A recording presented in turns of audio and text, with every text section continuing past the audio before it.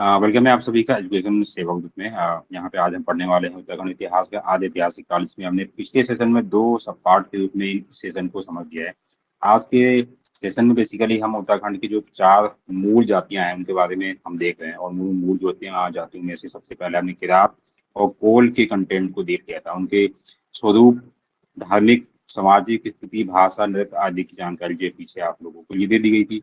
इसी में मैंने पीछे बताया था आप लोगों को कि जो कोल जो जाति है इसके संबंध में सबसे महत्वपूर्ण जो मैंने जो मूल मूल चीजों की जानकारी आपको दी थी, इन चीजों को हमेशा आपको ध्यान में रखना है। उसके अलावा यदि हम इसके ऐतिहासिक पृष्ठभूमि की बात करते हैं तो देखिए, कोल जनजाति का इतिहास की प्राचीन ये काल से ही समृद्ध ये रहा है और उन्हें मध्य और उत्तरी भारतीय क्षेत्रों की सबसे प्राचीन निवासियों में से एक माना जाता है। उत्तरी देखिए, मध्य शब्द देखिए, मध्य और उत्तरी भारत, ठीक है। यहाँ पर पूर्ण रूप से उत्तराखंड के रूप में ऊपर चीजें समझा दी गई हैं, लेकिन अगर इनकी पूरी पृष्ठभूमि को देखें तो इनकी जो जातियां थी वो भारत के उत्तरी भारत में भी क्या थी, प्राचीनतम मानी जाती है।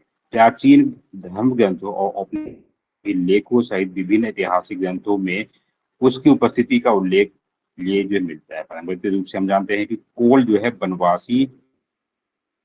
एक और कंटेंट आपको ध्यान में हमेशा रखना, जितनी भी जनजातियां हैं या जितनी भी जनजातियों से नई नई जनजातियों का उद्भव हुआ है, तो प्राचीन स्वरूप उनका जो है कैसा है, वो वनवासी हुआ करते थे। ठीक है, वनवासी। ये कोई नई बात नहीं है, यानी कि हम हमारे सबके जो पूर्वज हैं वो वनवासी कंडीशन से ही निकल के शहरी कंडीशन में आए हैं। इसमें कई साल, कई हजार सालों का समय लगा है। लेकिन जो अभी भी नहीं निकल के आ पाए हैं या फिर अभी भी जिनको मुख्य धारा में जोड़ने का प्रयास किया जा रहा है सरकार के माध्यम से, तो वो जनजातियों के रूप में जानी जाती है। और ये वनवासी जो हैं ये स्थानांतरित कृषि क्या करते थे, जिसे जिसे झूम खेती, जिसे जो काटिल खेती के नाम से भी जाना जाता है। देखो, भोटिया जनजाति भी तो काटिल की खेती करती है। आप लोगों ने यदि पढ़ा होगा। आवाज नहीं आ रही है तो लैपटॉप पे दोबारा, जिन जिन को मेरी आवाज आ मुझे इंटीमेशन देते रहिए बीच बीच में कहाँ से आ रही है। मैं जनजाति के लोग भी जो है ये काटिल ये प्रकार की खेती करते हैं। मतलब जंगलों को, घासों को काट के वहां पे कुछ समय के लिए खेती की जाती है। फिर वहां से जो है, जब कुछ वर्षों में खेती करने के बाद में वहां की जो जमीन की उर्वरा शक्ति कुछ वीक हो जाती है, वहां से वो माइग्रेट पे ये चले जाते हैं, या फिर जलवायु के प्रभाव के कारण से वो अपने स्थानों को बदल लेते हैं। ठीक है, जिससे उनके अपने प्राकृतिक परिवेश के साथ साथ से बिठाने में मदद भी मिलती है। तो ये इनके पृष्ठभूमि की बात यहाँ पे करते हैं। ठीक है, झूम खेती का देखो, झूम खेती, काटिल खेती या स्थानांतरित प्रकार की खेती जो है एक ही प्रकार की खेती, अलग अलग स्थानों पे इसको अलग अलग नाम से जाना जाता है। झूम खेती का नाम जो हमने क्यों लिया, क्योंकि ये नागालैंड और पूर्वोत्तर जो जो क्षेत्र हैं, ठीक है, नागालैंड या अरुणाचल प्रदेश का जो बमयार से जो लगा हुआ जो क्षेत्र है, जहाँ पे बहुत महत्वपूर्ण जंगली जो भी पहाड़ियां भी हैं, तो वहाँ के जो आदि जनजाति के जो लोग हैं वो झूम खेती करते हैं। जंगलों को थोड़ा काटते हैं, खेती करते हैं, फिर शिफ्ट हो जाते हैं, फिर जहाँ जाते हैं वहाँ पे ऐसा करते हैं। शिफ्टिंग कृषि इसको बोला जाता है। इसके अलावा कोल जाति के बारे में तो सांस्कृतिक विरासत के बारे में भी हम यहाँ देख लेते हैं, इनकी भाषा बोलियां कैसी हैं। तो कोल जनजाति के नाम यहाँ पे लिखा गया, लेकिन मैंने कहा ना कि ये कोल जनजाति शब्द इसलिए भी लिखा गया है क्योंकि कोल किसी न किसी राज्य में, ये मध्य भारत के जो मध्य या फिर उत्तरी क्षेत्र के बहुत सारे ऐसे राज्य हैं, तो ये किसी न किसी राज्य के में अभी भी ये जनजाति के रूप में क्या है, वहाँ पे इनका लाभ लेते हैं। ठीक है, तो यहाँ पर हमारे संदर्भ में इसको हम मूल के रूप में हम जानते हैं। तो ये द्रविड़ भाषा, ये परिवार से संबंधित ये कई बोलियों को बोलते हैं। तो द्रविड़ भाषा परिवार से संबंधित है, ये चीजें आपको ध्यान रखना। ठीक है, द्रविड़ भाषा परिवार का मेन मतलब जो होगा, द्रविड़ दक्षिणी भाषा, ठीक है, स्वरूप जो अपनी बोलियों में करते हैं। और ये बोलियां उत्तराखंड के आसपास की भाषाओं से जो है प्रभावित हुई हैं। ठीक है, द्रविड़ का एक मतलब होता है प्राचीन भाषा के रूप में भी इसको जानते हैं। और हालांकि उनकी पारंपरिक जो भाषा अभी भी ये बोली जाती है, जो उनकी प्राचीन समय से चली हुई आई है। अब तो समय के हिसाब से इनकी भाषाओं में भी अंतर या परिवर्तन आ चुका है। कुमाऊं के लोगों की जो भाषा ये प्राचीन समय में कुछ और थी, अब जो है कुछ और है। तो इतनी चीजें फिलहाल के लिए ये है कि द्रविड़ परिवार से संबंध रखते हैं। ये त्योहार अनुष्ठान के बारे में हम बात करते हैं तो ये सांस्कृतिक और धार्मिक जो प्रथाओं में इनकी गहत जो है ये निभता है, बहुत अच्छे से इन चीजों को मानते हैं, प्रमुख ये त्योहारों में शामिल होते हैं। और इनकी सबसे मेन महत्वपूर्ण देवी के रूप में काली देवी की जो है ये पूजा अर्चना करते हैं और महत्वपूर्ण देवी के रूप में इनको माना जाता है। नाम से आपको याद हो जाएगा, कोल जाति काली माता। ठीक है, चलो बसंत की पंचमी की बात करें तो ये जो जाती है बसंत ऋतु के आगमन पर ये प्रतीक एक त्योहार जो संगीत और ये नृत्य देवताओं को प्रसाद चढ़ाने के साथ साथ में बसंत पंचमी के दिन में ये सारे सांस्कृतिक प्रोग्राम जो है ये किए जाते हैं। तो ये चीजें भी इम्पोर्टेंट है। और फसल उत्सव में भी ये लोग भाग लेते हैं, जब इनकी फसलों की कटाई होती है तो वहां पर भी बड़े धूमधाम से ये फसल कटाई के उपलक्ष्य में एक उत्सव भी मनाते हैं। आगे बढ़ते हैं तो कला और शिल्प कौशल की बात कर लेते हैं। शिल्प देखो बहुत महत्वपूर्ण है। कोल जाति की अगर शिल्प की हम बात करेंगे तो ये प्राचीन काल से ही पारंपरिक ये कलाओं और शिल्प जो कलाओं के रूप में ये जानी जाती है। और ये बुनाई, मिट्टी के बर्तन या टोकरी आदि के बनाने का काम क्या करते हैं, क्योंकि जितनी भी ऐसी जातियां मूल जातियां हैं वो सब ट्रेडिशनल कामों में जो है निहित होती हैं, लगी रहती हैं। उनके शिल्प जो कला में अक्सर जो है ये प्राकृतिक रंगों और सामग्रियों का इस्तेमाल होता है। प्राकृतिक रंगों का ये खुद से रंगों को बनाते हैं और जो ये मिट्टी के बर्तन की बुनाई या टोकरी होती है ये सभी जो है प्राकृतिक सामग्रियों से प्राप्त ये करते हैं। तो इतनी चीजें भी आप लोग ध्यान में रखना। आगे बढ़ते हैं, जो उनके पर्यावरण और जीवन शैली को भी जो है क्या करता दिखाता है। तो मूल रूप से ये मैंने कहा ना टोकरी बनाने का काम उनका मूल है। पारंपरिक जीवन शैली की हम बात करते हैं पीछे, हालांकि हमने देख ही लिया है। तो कृषि और आजीविका के रूप में इनको हम जानते हैं, यानी कि ये जो जाति है पारंपरिक रूप से स्थानांतरित कृषि करती है। देखो एक चीज ये आप ध्यान रखना, अभी इससे पहले हमने कौन सी जाति देखी थी, जल्दी बताइए फटाफट से मैसेज कीजिए जिनको मेरी आवाज आ रही है। किरात। तो किरात जाति के लोगों का हमने व्यवसाय देखा था, वो क्या था व्यवसाय, पशुचारण। ठीक है, लेकिन ये कोल का क्या है, ये कोल के में स्थानांतरित खेती यानी कि व्यवसायिक खेती करते हैं। तो दोनों के तो खेती के बारे में मालूम आपको जानकारी हो गई है, अच्छे से अपना जिसे ये काट और ये जला ये कृषि भी कहा करते हैं, या जिसे झूम खेती भी कहते हैं, या जिसे काटिल विधि खेती भी करते हैं, यानी कि जंगलों को काटते हैं और जलाते हैं और वहां पे खेती करते हैं। तो उसके काट और जला ये कृषि के रूप में भी कृषि काम किए जाते हैं। तो ये शब्द भी कभी भी आ सकता है, तो यहाँ पर ये ध्यान रखना होगा। आगे बढ़ते हैं, आवास की बात करते हैं तो इसमें कुछ ज्यादा महत्वपूर्ण नहीं है। आवास लकड़ी का, मिट्टी का जो जो भी क्या होता है बना होता है, पहाड़ी जो भी क्षेत्र है, ध्यान रखना। आगे बढ़ते हैं, तीसरी आपकी जो आती है मूल जाति वो खस। ये वही खस है जिसको हम कहते हैं, जिसको इतिहासकार कहते हैं कि मध्य एशिया से आदि उनकी एक जाति आई थी। उत्तरी भारत में बहुत सारी जातियां आई थी, उनकी एक शाखा जो है वो खस के नाम से, जिसने उत्तराखंड में यहाँ प्रवेश किया और रहने आई। तो इन्हें जो है खसिया भी कहा जाता है। ये बहुत ही कम बुकों में आपको मिलेगा, ध्यान रखना। इस जाति को, ये तीसरी है, ठीक है, खस, इसको समझना आप लोग। तो इसे खसिया जाति भी कहा जाता है, वेरी वेरी इंपॉर्टेंट है ये। और खसों को आदियों का वंशज माना जाता है, मध्य एशिया से जो आए थे। देखिए अब इसकी जानकारी कहाँ से मिलती है, राजशेखर की पुस्तक काव्य मीमांसा में इसमें क्या लिखा है, यानी कि में यहाँ पे इसकी जानकारी का स्रोत है कि इसमें क्या कार्तिकीय कुल के शासक खसपति का उल्लेख मिलता है। तो इससे सीधा ये जानकारी मिलती है कि हाँ वास्तव में खस जाति के लोग और खसपति नाम का जो खसों का जो राजा होगा उसे खसपति कहा जाता है। तो इसका उल्लेख हमें इस काव्य मीमांसा से मिलता है, इंपॉर्टेंट है, इसके राइटर के नाम आ जाते हैं कई बार। और इसके साथ ही बंगाल के पाल शासकों के अभिलेखों में भी अशोक चल नामक राजा वो क्षेत्र को खसा देश कहा गया है, क्योंकि आपको याद होगा ये नेपाल का एक शासक था, ये सोचल। ये इसने उत्तराखंड के भूभाग में आक्रमण किया था और कुछ समय तक देश का शासन रहा था। और इसी के शासन की चर्चा जो है बंगाल के पाल शासकों के अभिलेखों में भी है। क्यों है, बंगाल का यहाँ से क्या कनेक्शन है, क्योंकि बंगाल का एक शासक था धर्मपाल, उसने भी उत्तराखंड के इस भूभाग पे आक्रमण किया था। ठीक हो गया, तो इसलिए उसके समय के जो लेखक कवि थे उन्होंने अपने अपने साहित्यों में इस क्षेत्र की जानकारी को डाला हुआ।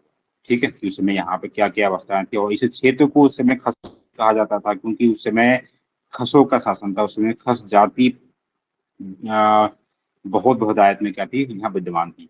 और हालांकि खस शब्द की उत्पत्ति की हम बात करें तो कहाँ से होती है, तो खस शब्द जो है ये संस्कृत के क्षेत्रीय शब्द से आया है। तो ये भी देखो आ सकता है, इंपोर्टेंट है खस। तो इसका अर्थ है नेपाल, यानी कि भारत के पहाड़ी क्षेत्रों में रहने वाली एक योद्धा प्रजाति खस, जिसे खस कहा गया है। क्लियर, ध्यान रखना। फिलहाल आगे बढ़ते हैं। तो खस की प्रजाति के अन्य कुछ नाम भी हैं। इन्हें अन्य कुछ नामों से भी जाना पहचाना जाता है। कौन कौन से नाम है, तो वह है पहाड़ी राजपूत, खस राजपूत और कोयखाला। अच्छा, कमर जी ने लिखा है ठाकुर, ये पर्वतीय ठाकुर। ठीक है, क्योंकि ठाकुर तो जपलिंग में भी होते हैं, ये पर्वतीय ठाकुर। तो ये सभी जो है इन्हीं की ये अपभ्रंश है, क्योंकि एक जाति जब बहुत बहुतायत में खो जाती है ना, तो वो क्या होता है कि उनकी संगठन में भी टूट पड़ती है। फिर वो अलग अलग मान्यताओं को ये मानने लगते हैं और अलग अलग टोलियों में बट जाते हैं। तो यहाँ पर भी वही वही हुआ था। तो ये जो सब जातियां जो निकली है ना, ये किसकी हैं, ये खसों की ही सब जातियां हैं। क्लियर हुआ पॉइंट। तो आप में से भी हो सकता है कि आप में से भी इनमें से कोई हो। तो अब आप यहाँ पे समझ जाइए कि आप, यदि आप में से कोई ऐसा है तो अब आप समझिए कि आपका पूर्वज कौन थे, या आपके पूर्वज कहाँ से आए थे। जो मैंने आप लोगों को पिछले सेशन में भी बताया होगा, उत्तराखंड में जितनी भी गतिविधियां रही हैं वो बाहर के क्षेत्रों से रही हैं। जितने भी ऐसे पूर्वज जो आए हैं हमारे, वो बाहर से ही आए हैं। देखिए, वर्णन की बात करें तो खस प्रजाति का वर्णन सर्वप्रथम महाभारत में मिलता है। और महाभारत में भी कौन सा अध्याय है ये, आप देखिए चौथा अध्याय का नाम हम यहाँ पढ़ रहे हैं फिलहाल के लिए। इसका नाम है सभा पर्व। इससे पहले हमने महाभारत के वन पर्व अध्याय, भीष्म पर्व अध्याय, ठीक है, एक और था, कौन सा था बताइए मुझे सोच के, तीसरा कौन सा था, तीसरा कौन सा, बताइए फटाफट से। एक और था तीसरा। और चौथा है, चौथा है आपका सभा पर्व। हाँ, भीम पर्व, भीष्म, भीम पर्व, सभा पर्व। तो इस सभा पर्व वाले अध्याय में खास कर यह प्रजाति का वर्णन मिलता है। अच्छा, एक चीज और हम देख लेते हैं। देखो, ये जो खस जाति जो मध्य एशिया से उत्तराखंड के क्षेत्र में रहने के लिए आई थी ना, तो ये उस समय के संदर्भ को थोड़ा सा सोचो। उस समय नेपाल का क्षेत्र यहीं से लगा हुआ था। उस समय जो स्थिति यहाँ ये उत्तराखंड के क्षेत्र में थी, वही जो है स्थिति हर क्षेत्र की थी। तो यही जातियां जो है ये जो है अभी जो फैलती गई। तो इन्हीं यही सब जातियां जो है ये नेपाल के बॉर्डर ये पार करके, वर्तमान के उस समय के हिसाब से बात करूं मैं, तो नेपाल के क्षेत्रों में भी ये जातियां जो है रहने के लिए वहां चली गई। नेपाल में एक गोरखनाथ का एक जो पर्वतीय क्षेत्र है, गोरखनाथ पर्वत है, ठीक है, नाथ पर्वत है। तो इस गोरखनाथ जी पर्वत के आसपास के जितने भी जो लोग जो रहा करते थे, उन्हें बेरखली तो उन सभी लोगों को स्थानीय भाषा में गोरख कहा जाता था। गोरख, ठीक है, इनको क्या कहा जाता था, गोरख। और यही गोरख जो है, जिन्हें हम गोरखा के नाम से जानते हैं, ये वही है गोरखा। क्लियर है सभी को। चलिए फिलहाल बढ़ते हैं आगे के लिए। बाकी जब हम आगे की चीजों को पढ़ेंगे ना, जब हम चंद वंशावली पढ़ेंगे, तो उसमें हम ये भी आपको बताऊंगा कि नेपाल की क्या स्थिति थी। वहां पे 24 गढ़ हुआ करते थे, जिसे 24 के नाम से जाना जाता था। चलिए फिलहाल बढ़ते हैं इस वन टॉपिक में। तो वायु पुराण में वहामिहिर की जो पुस्तक है, वेदा संहिता में, और महाभारत, मनुस्मृति, मुद्रा राक्षस आदि ग्रंथों में भी खसों का उल्लेख मिलता है। तो ये सारे जो शब्द है ना, ये जो जो ग्रंथ है, इन सभी के नाम आपको देखो याद होने चाहिए। ऐसा ना हो कि सवाल आपसे पूछा जा सकता है कि निम्नलिखित में से वो कौन सा साहित्य या ग्रंथ है जिससे खसों की जानकारी प्राप्त होती है। तो ऑप्शन आपको दिए जाएंगे। तो बहुत अच्छे से आइडिया यदि आपको होगा तो आप पहचान लेंगे कि कौन सा है कौन सा नहीं है। इसके अलावा इटालवी, पिलनी, अल्बरूनी आदि विदेशी लेखकों ने भी अपने ग्रंथों में इस क्षेत्र में खसों के क्षेत्र का वर्णन किया हुआ है। और खास ही इसी के साथ में हम देखेंगे कि स्कंद पुराण में पीछे बताया गया था ना कि इसमें इस क्षेत्र में 2 मंडलों का हमें विवरण मिलता है। गढ़वाल मंडल यानी कि जो है केदार खंड के रूप में, और मानस खंड यानी कि कुमाऊं मंडल के रूप में। तो यहाँ पे स्कंद पुराण के केदार मंडल यानी कि केदार खंड या केदार यानी कि जो है गढ़वाल मंडल को खस मंडल के रूप में भी जाना जाता था। तो ये भी मतलब उससे ये पता चलता है कि इस क्षेत्र में खस जाति तो रहती ही थी। इसके साथ ही खुजराहों के शिलालेखों में भी खस जाति का उल्लेख वहां से भी मिलता है।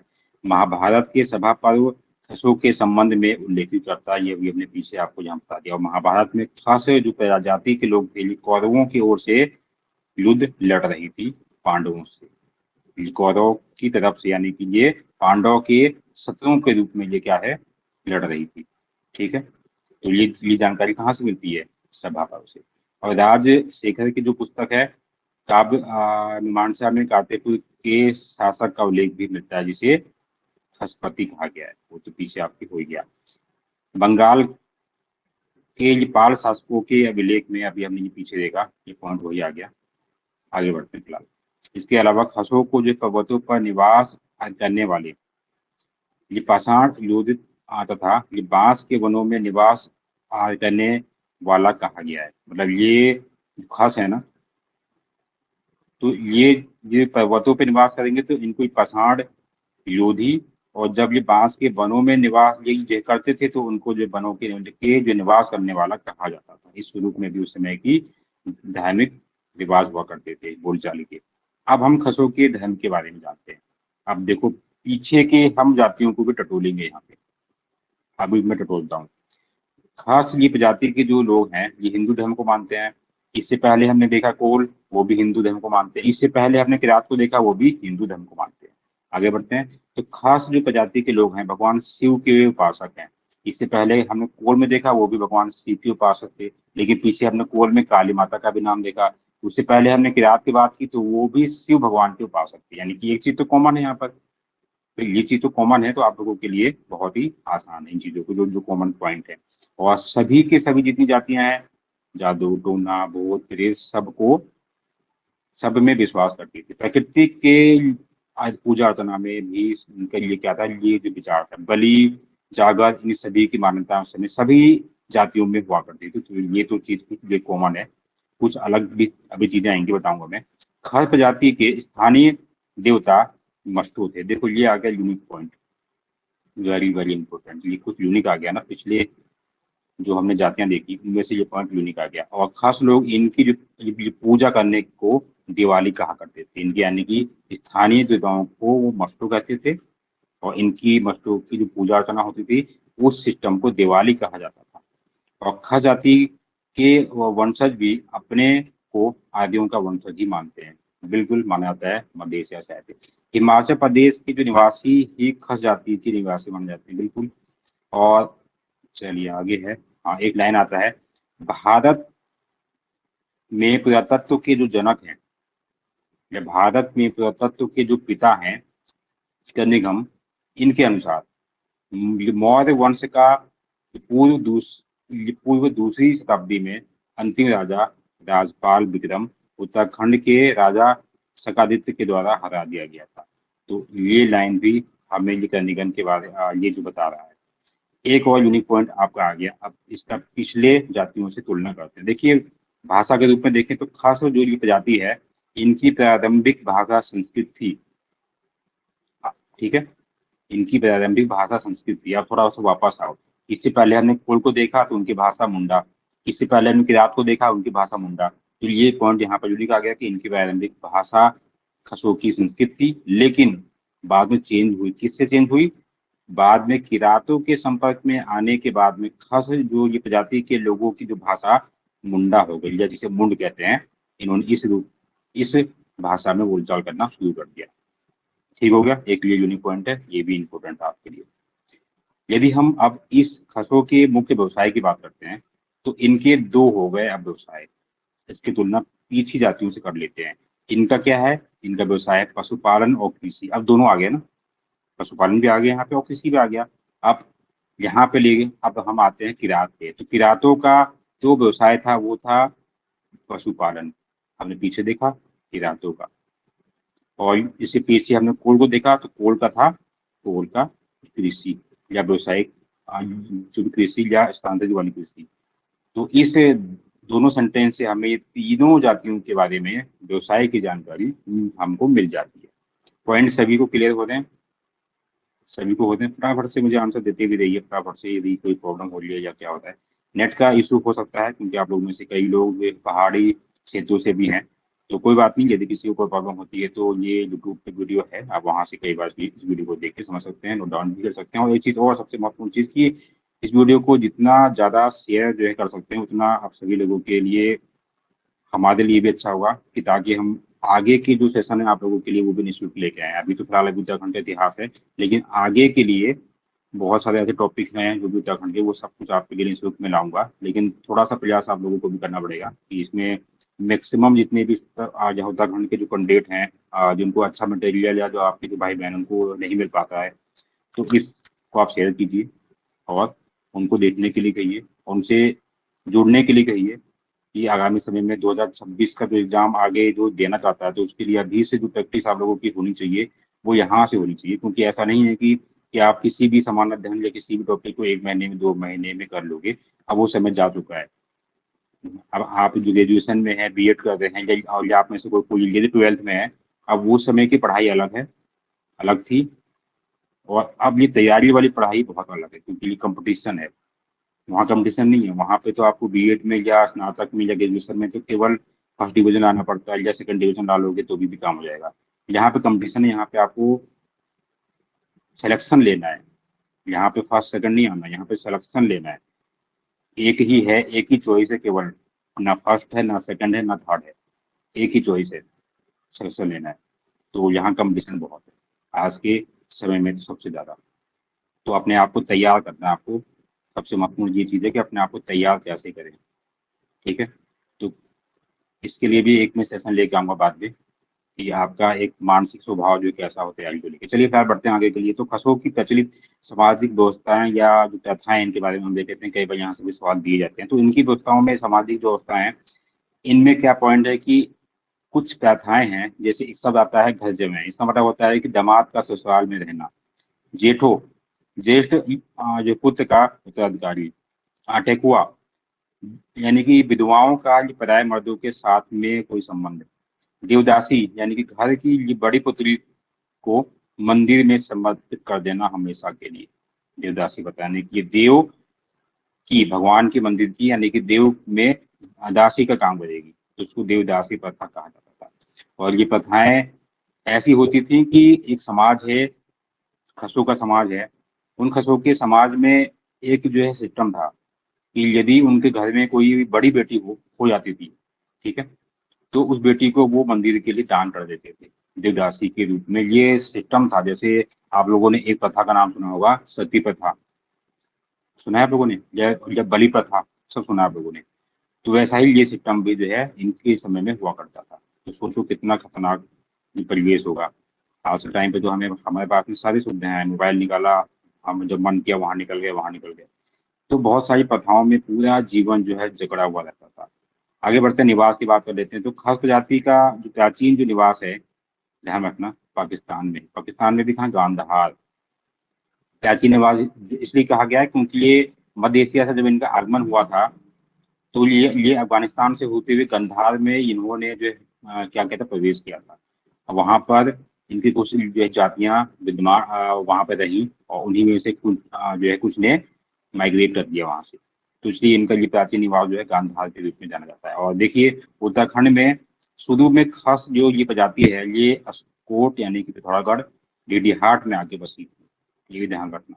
और धीरे धीरे उसके बाद में ये आगे वो बढ़ी। तो खस प्रजाति जो है वर्तमान, इनका निवास जो है नेपाल के ये पूर्वी क्षेत्र तथा गढ़वाल क्षेत्र में है। यानी कि खसों का जो आगमन इस क्षेत्र में हुआ, तो सबसे पहले कहाँ पे बसी है, अस्कोट और डीडीहाट में बसी। और धीरे धीरे यही पॉपुलेशन फिर धीरे धीरे अगर कुछ 100 सालों में ये माइग्रेट किया इसने, ये फिर आगे चले गई नेपाल में, और कुछ जो थे वो गढ़वाल क्षेत्र में पीछे को आ गए। तो इस यानी कि इस पूरे क्षेत्र में ये खसों का शासन था। मैंने आपको पीछे बताया था ना, नेपाल में गोरखा, और उन्हीं को गोरखाली कहा जाता है।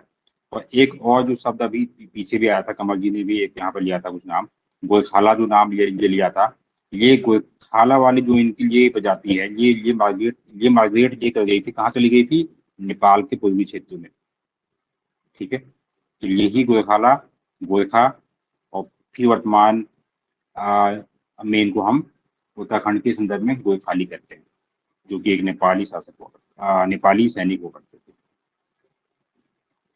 1800 में विशाल जी ने लिखा है कि 1829 में समाप्त हुई थी सती प्रथा। बिल्कुल ठीक कहा आपने। राजा राम मोहन राय जी के प्रयासों से लॉर्ड विलियम बेंटिंग ने 1829 में सती प्रथा का अंत किया था, और राजा राम मोहन राय को राजा की उपाधि, राजा का उपनाम अकबर द्वितीय ने दिया था। चलिए फिलहाल बढ़ते हैं आगे, यहाँ से अब अन्य चीजों को जानते हैं। तो निवास स्थान की बात हमने कर ली पूरी। खस जाति ये कौन है? तो थोड़ा सा अभी हमने पूरा सब कुछ पढ़ लिया, थोड़ा सा और डिटेल में समझ लेते हैं कि देखिए उत्तराखंड के लिए उत्तरी और पूर्व पश्चिमी क्षेत्रों में मुख्य रूप से पाई जाने वाली खस, देखो यहाँ पर जनजाति भी लिखा हुआ है, जनजाति ही लिखा हुआ है, तो ये भी ध्यान रखना कि किसी से बहुत ज्यादा आपको जो है फर्क नहीं पड़ना है। यहाँ पे हम जाति के, मूल जाति के रूप में हम पढ़ रहे हैं, जनजाति के रूप में तो ये थी। तो खस जाति राज्य की सबसे पुराने और सबसे महत्वपूर्ण समुदाय में से एक है। तो इन्हें अक्सर खस या खास, खस और या खास कहा जाता था। ठीक है ना, कहा जाता था। ऐसा ऐतिहासिक रूप से इस क्षेत्र में के विभिन्न समूहों का वर्णन करने के लिए इस्तेमाल में लिया जाने वाला शब्द था। इनकी पारंपरिक जीवन शैली, व्यवसाय, व्यवसाय तो आप लोगों को पीछे मैंने बता दिया, पशुपालन और कृषि है, कोई दिक्कत नहीं है। ठीक है, समझ गए आप लोग, तो इसमें कुछ नया नहीं है। अब इनके कुछ हम प्रथाओं को देख लेते हैं, जैसे अगर त्योहार समारोह, तो देखो इनकी सबसे महत्वपूर्ण जो त्योहार है वो घी संक्रांति सबसे महत्वपूर्ण है इनका, ये पॉइंट ध्यान रखना। वस्त्र की हम बात करते हैं तो इसमें कुछ ऐसा यूनिक नहीं है, ये बाकी चीजें जो भी कॉमन है, लेकिन ये चटकीले रंगों का प्रयोग जो है अपने परिधान में क्या करते थे, चटकीले रंगों के कपड़े ही पहनते थे। धार्मिक मान्यताओं में हम देखें तो हमने पीछे देखा शिव के जो उपासक हैं, हमने पीछे देखा हिंदू धर्म को मानते हैं, है ना, वो सब चीजें यहाँ पर भी आपको देखने के लिए मिल जाएगी। प्राकृतिक यानी कि प्राकृतिक जो वस्तुएं हैं उनकी भी ये पूजा करना करते थे, ये लिखा भी प्रकृति, और अपने पूर्वजों की भी, और साथ में स्थानीय देवी देवताओं की भी और आत्माओं की भी पूजा क्या करते थे। ठीक है, तो ये पूछेंगे आप लोग, यहाँ पे ध्यान रखना। अच्छा, यहाँ पे मुझे आत्माओं से ध्यान आया कि आप में से कोई है जिसने आत्माओं को देखा हो, जल्दी से बताइए हाँ या ना। और अंतिम जो आपकी ये जाति आती है शक जाति। ठीक है, शक जाति, तो देखिए ये बेसिकली ये कहाँ से आई थी? पश्चिमी एशिया से आई हुई अश्वपालक जाति। देखो अभी तक ये हमने पीछे 3 जातियों को देखा, उसमें कोई अश्वपालक जाति नहीं थी, लेकिन ये एक यूनिक पॉइंट है, ये अश्वपालक जाति से संबंधित है। और इतिहासकार राहुल के अनुसार ये खस और शक समान जातियां थी, और ये खस ही अपभ्रंश होकर यानी कि परिवर्तित होकर बाद में शक के रूप में परिवर्तित हुआ था। उत्तराखंड से जो प्राप्त इनके आराध्य देव के सूर्य मंदिरों से इस जाति के साक्ष्यों की प्राप्ति होती है, और ये मध्य एशिया से आई थी। ठीक है, आगे बढ़ते हैं। ये मृतकों की समाधि में उनके लिए प्रिय वस्तुओं को जो है रखकर ये लोग रखते थे। ठीक है, और ये मलारी जो गांव है ना, वहां से इसके सबूतों को देखा गया है। पीछे आप लोगों को मलारी गांव की फोटो दिखाई थी, पीछे आपको मलारी गांव के बारे में जो है बताया था। उनकी समाधान पद्धति यानी कि जब किसी की मृत्यु हो जाती थी तो वे बड़ा सा गड्ढा बनाकर उसमें सीढ़ी बनाकर और उसी शव के बगल में उसकी फ्री जो चीजें होती थी उनको रख दिया जाता था। आगे बढ़ते हैं कि खस और शक इन दोनों की शारीरिक जो बनावट एक ही जैसी थी, इसलिए यहाँ पर राहुल ने कहा है कि ये दोनों जातियां एक ही थी, बस नाम बाद में चेंज अभ्रंश हुए थे। कत्तूरी वंश को भी शकों का ही वंशज माना जाता है। देखो आगे हम पढ़ेंगे, जब हम ऐतिहासिक उत्तराखंड का ऐतिहासिक काल आगे जब आपका शुरू किया जाएगा तो उसमें पहला पॉइंट आता है क्या? प्राचीन काल, फिर मध्यकाल, फिर ऐतिहासिक काल। तो प्राचीन जो है काल में कत्तूरी वंश या जिन्हें कार्तिकेय वंश के रूप में जाना जाता है, तो इनको शकों के वंशज के रूप में ही जाना जाता है। यानी कि ये जो कत्तूरी वंश है ये शकों से ही उद्भव हुई है। ये वंश आगे को चला है तो कत्यूरी वंश के रूप में ही जाना गया, और कत्यूरी राज्य के अशोक चल को बोध गया शिलालेख में खस देश का नरेश बताया गया है। तो ये पोर्शन भी इम्पोर्टेंट है, ध्यान रखना। एक महत्वपूर्ण पॉइंट ये है, यही वो शक जाति है जो कि उत्तराखंड का प्रथम ऐतिहासिक राजवंश के रूप में जानी जाती है, जो कि कत्यूरी राजवंश से संबंधित है। आगे इस भाषा को भी ध्यान रखेगा। साथ ही शक जो प्रजाति जो शक जो जाति के लोग हैं, ये प्राचीन मध्य एशिया में रहने वाली सिद्धि लोगों की ही एक जनजाति या जाति समुदाय था, जो कि वहां से भिन्न होकर इस रूप में परिवर्तित हुआ, क्योंकि ये पश्चिमी एशिया से ही आए थे। पश्चिमी एशिया में जो सिंधी जो लोग हैं, तो उन्हीं की ही एक जाति निकल के इस क्षेत्र में आई, और इसी को ही शक यहाँ कहा गया। ये ऐसी अलग अलग विद्वान हैं उनके द्वारा कहा गया, लेकिन यदि हम इतिहासकार राहुल की बात करते हैं तो इनका मानना है कि खास जाति का ही सब अभ्यंश होकर और शक में परिवर्तित हुआ था। तो ये सब टाइटल्स हैं, ये सब चीजें आती हैं, बहुत ही महत्वपूर्ण है, इंपॉर्टेंट है, ध्यान रखता है। अच्छा, मैंने एक सवाल पूछा था, आप लोगों ने आंसर दिया है नहीं सर, जाकर ही देखें। किसी ने नहीं देखा। अच्छा, चलो कोई बात नहीं, मैंने तो कई बार देखा है, दोनों चीजों को देखा है। भगवान भी हैं और आत्माएं भी हैं। आत्माओं को सामने से देखा है, बिल्कुल सामने से खड़े खड़े।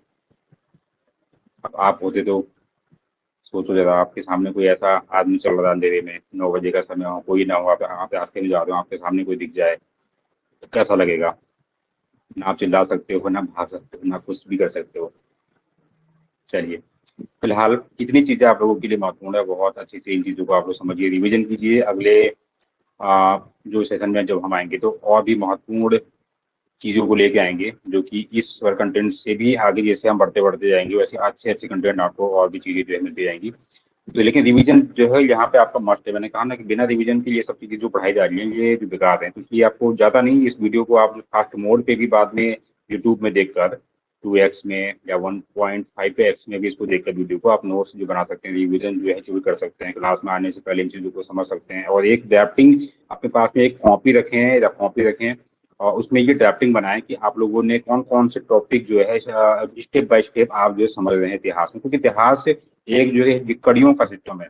यदि इतिहास के पोर्शन में आप सोचो कि मैं बीच में से पढ़ लूँ, फिर नीचे से पढ़ लूँ, फिर ऊपर से पढ़ लूँ, तो ये कहानी ना कभी आपको याद होगी, ना ये चेन का सिस्टम आपको याद होगा। इसलिए आपको ये मालूम होना चाहिए कि पहले क्या हुआ, फिर क्या हुआ, फिर क्या हुआ, फिर क्या हुआ। ये स्पेशली इतिहास की हम बात करते हैं, चाहे भारतीय इतिहास हो चाहे उत्तराखंड का इतिहास हो, तो ये कड़ी दर कड़ी आपको जोड़नी है। और जैसे जैसे ये कड़ी आपको रिविजन करके जोड़ते जाएंगे तो आप एक दिन देखोगे कि आपके लिए कड़ी पूरी मजबूत है, आप उसको कोई तोड़ नहीं सकेगा, क्योंकि आपके पास में वो आपने उस कड़ी को मजबूत कर लिया है। आप इसके बाद में आपको कुछ और पढ़ना होगा जिससे आपका अब आगे एग्जाम निकल जाए। ज्ञान भी जरूरी है, और सबसे महत्वपूर्ण है ज्ञान, और ज्ञान के साथ में सबसे महत्वपूर्ण है फिर आगे की आपकी जो इच्छाएं हैं, वो ज्ञान के साथ तो हो ही जाएंगी। बाकी आप लोगों के अपने अपने थॉट्स भी हैं, पैशन भी हैं, वो चीज इस शिक्षा के दायरे से थोड़ा भिन्न है, लेकिन मूलभूत जो आवश्यकता है वो आपकी फिलहाल के लिए शिक्षा है। उसके अलावा इधर आप कुछ भी करें वो आपकी अपनी स्वेच्छा होती है। इन चीजों को आपको छोड़ना नहीं है, यही बेसिकली आपकी मूल पहचान, तार्किक स्वभाव, धार्मिकता, नैतिकता, और इन सभी को जो है दर्शाएगी, और वो है आपका ज्ञान। तो फिलहाल इन्हीं शब्दों के साथ में मैं आज का सेशन यहीं पे करता हूँ समाप्त। और उससे पहले मैं चाहूंगा कि इस वीडियो को, मैंने पीछे भी कहा कि जिन्होंने सब्सक्राइब नहीं किया सब्सक्राइब कीजिए, शेयर कीजिए, अपने भाई बहनों को शेयर कीजिए, अपने कॉलेज के जितने भी स्टूडेंट हैं, ग्रुप हैं, शेयर कीजिए। अपने समाज में ऐसे लोग जो कि आप जिनका उत्थान चाहते हो, ये सब तक ये वीडियो जो है चली जाए और पहुंच जाए। तो सभी लोगों का धन्यवाद। आज का सेशन यहीं भी करते हैं समाप्त, और नए सेशन में आएंगे तो नए टॉपिक को लेकर आएंगे।